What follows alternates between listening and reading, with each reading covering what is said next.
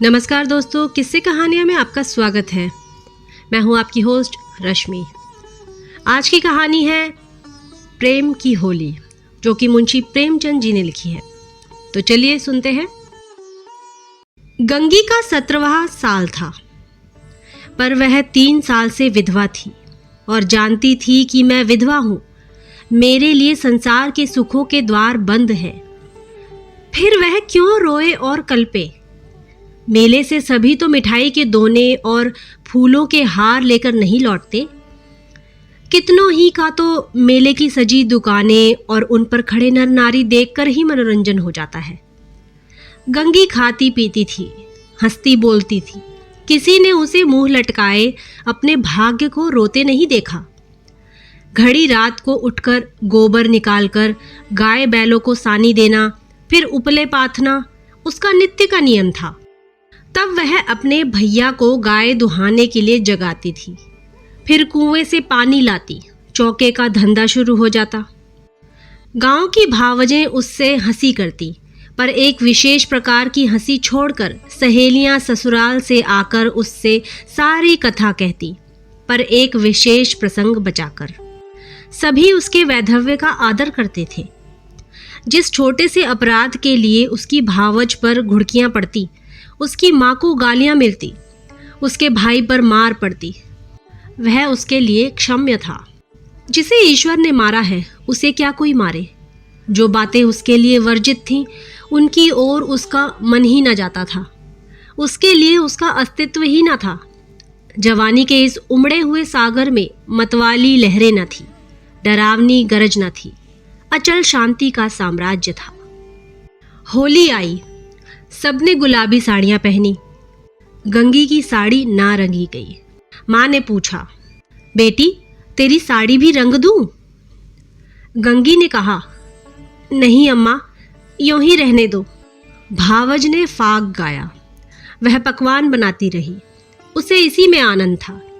तीसरे पहर दूसरे गांव के लोग होली खेलने आए। यह लोग भी होली लौटाने जाएंगे। गांव में यही परस्पर व्यवहार है। मैकू महतो ने भंग बनवा रखी थी। चरस, गांजा, माजूम सब कुछ लाए थे। गंगी ने ही भंग पीसी थी। मीठी अलग बनाई थी, नमकीन अलग। उसका भाई पिलाता था, वह हाथ धुलाती थी। जवान सिर नीचा किए पीकर चले जाते। बूढ़े गंगी से पूछ लेते, अच्छी तरह हो ना बेटी, या चुहल करते, क्यों री गंगिया, भावज तुझे खाने को नहीं देती क्या, जो इतनी दुबली हो गई है। गंगिया हंसकर रह जाती। देह क्या उसके बस की थी, ना जाने क्यों वह मोटी हुई थी। भंग पीने के बाद लोग फाग गाने लगे। गंगिया अपनी चौखट पर खड़ी सुन रही थी। एक जवान ठाकुर गा रहा था। कितना अच्छा स्वर था, कैसा मीठा। गंगिया को बड़ा आनंद आ रहा था। माँ ने कई बार पुकारा, सुन जा। वह ना गई। एक बार गई भी तो जल्दी से लौट आई। उसका ध्यान उसी गाने पर था। ना जाने क्या बात उसे खींचे लेती थी, बांधे लेती थी। जवान ठाकुर भी बार बार गंगिया की ओर देखता और मस्त हो कर गाता। उसके साथ वालों को आश्चर्य हो रहा था। ठाकुर को यह सिद्धि कहाँ मिल गई। वह लोग विदा हुए तो गंगिया चौखटे पर खड़ी थी। जवान ठाकुर ने भी उसकी ओर देखा और चला गया। गंगिया ने अपने बाप से पूछा, कौन गाता था दादा? मैकू ने कहा, कोठार के बुद्धू सिंह का लड़का है, गरीब सिंह। बुद्धू रीति व्यवहार में आते जाते थे। उनके मरने के बाद अब वही लड़का आने जाने लगा है। गंगी बोली, यहाँ तो पहले पहल आया है। मैकू बोले, हाँ, और तो कभी नहीं देखा।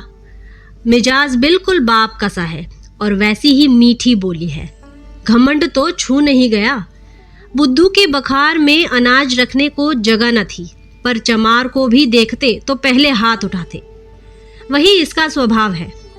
गोरू आ रहे थे। गंगी पगहिया लेने भीतर चली गई। वही स्वर उसके कानों में गूंज रहा था। कई महीने गुजर गए। एक दिन गंगी गोबर पाथ रही थी।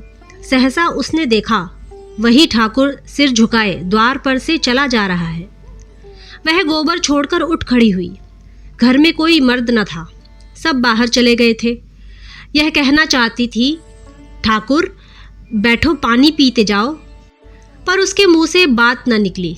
उसकी छाती कितनी जोर से धड़क रही थी। उसे एक विचित्र घबराहट होने लगी। क्या करे, कैसे उसे रोक ले। गरीब सिंह ने एक बार उसकी ओर ताका और फिर आंखें नीचे कर ली। उस दृष्टि में क्या बात थी कि गंगी के रोए खड़े हो गए। वह दौड़ी घर में गई और माँ से बोली, अम्मा, वह ठाकुर जा रहे हैं, गरीब सिंह। माँ ने कहा, किसी काम से आए होंगे।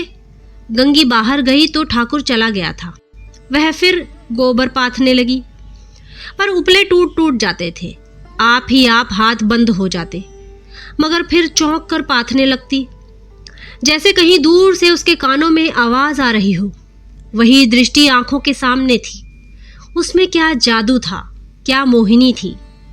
उसने अपनी मूक भाषा में कुछ कहा। गंगी ने भी कुछ सुना।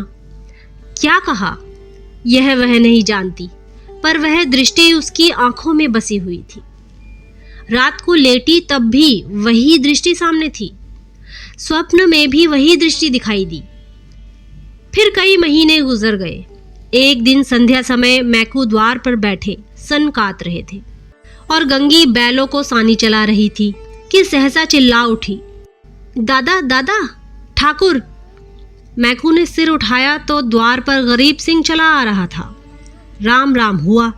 मैकू ने पूछा, कहाँ गरीब सिंह, पानी तो पीते जाओ।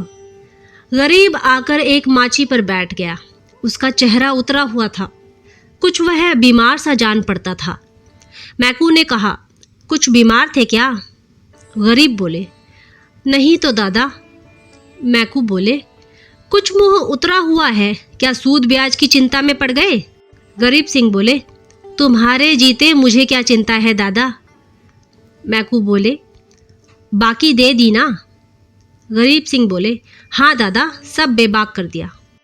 मैकू ने गंगी से कहा, बेटी जा, कुछ ठाकुर को पानी पीने को ला, भैया हो तो कह देना चिलम दे जाए। गरीब सिंह ने कहा, चिलम रहने दो दादा, मैं नहीं पीता। मैकू बोले, अब की घर ही तमाकू बनी है, स्वाद तो देखो, पीते तो हो। गरीब सिंह बोले, इतना बेअदब ना बनाओ दादा, काका के सामने चिलम नहीं छुई, मैं तुमको उन्हीं की जगह देता हूँ। यह कहते कहते उसकी आंखें भर आईं। मैकू का हृदय भी गदगद हो गया। गंगी हाथ की टोकरी लिए मूर्ति के समान खड़ी थी। उसकी सारी चेतना, सारी भावना गरीब सिंह की बातों की ओर खिंची हुई थी। उसमें और कुछ सोचने की और कुछ करने की शक्ति न थी। ओह, कितनी नम्रता है, कितनी सज्जनता, कितना अदब। मैकू ने फिर कहा, सुना नहीं बेटी, जाकर कुछ पानी पीने को लाओ। गंगी चौंक पड़ी, दौड़ी हुई घर में गई, कटोरा मांजा, उसमें थोड़ी सी राब निकाली, फिर लोटा गिलास मांज कर शरबत बनाया। माँ ने पूछा, कौन आया है गंगिया? गंगी बोली, वे हैं ठाकुर गरीब सिंह। दूध तो नहीं है अम्मा, रस में मिला देती। माँ बोली, है क्यों नहीं, हांडी में देख। गंगी ने सारी मलाई उतार कर रस में मिला दी और लोटा गिलास लिए बाहर निकली। ठाकुर ने उसकी ओर देखा। गंगी ने सिर झुका लिया। यह संकोच उसमें कहाँ से आ गया? ठाकुर ने रस लिया और राम राम करके चला गया। मैकू बोला, कितना दुबला हो गया है। गंगी बोली, बीमार है क्या? मैकू बोले, चिंता है और क्या, अकेला आदमी है, इतनी बड़ी गृहस्थी, क्या करे। गंगी को रात भर नींद नहीं आई। उन्हें कौन सी चिंता है, दादा से कुछ कहा भी तो नहीं। क्यों इतना सकुचाते हैं? चेहरा कैसा पीला पड़ गया है। सवेरे गंगी ने माँ से कहा, गरीब सिंह अब की बहुत दुबले हो गए हैं अम्मा। माँ बोली, अब वह बेफिक्री कहाँ है बेटी, बाप के ज़माने में खाते थे और खेलते थे, अब तो गृहस्थी का जंजाल सर पर है। गंगी को इस जवाब से संतोष न हुआ। बाहर जाकर मैकू से बोली, दादा तुमने गरीब सिंह को समझा नहीं दिया, क्यों इतनी चिंता करते हो?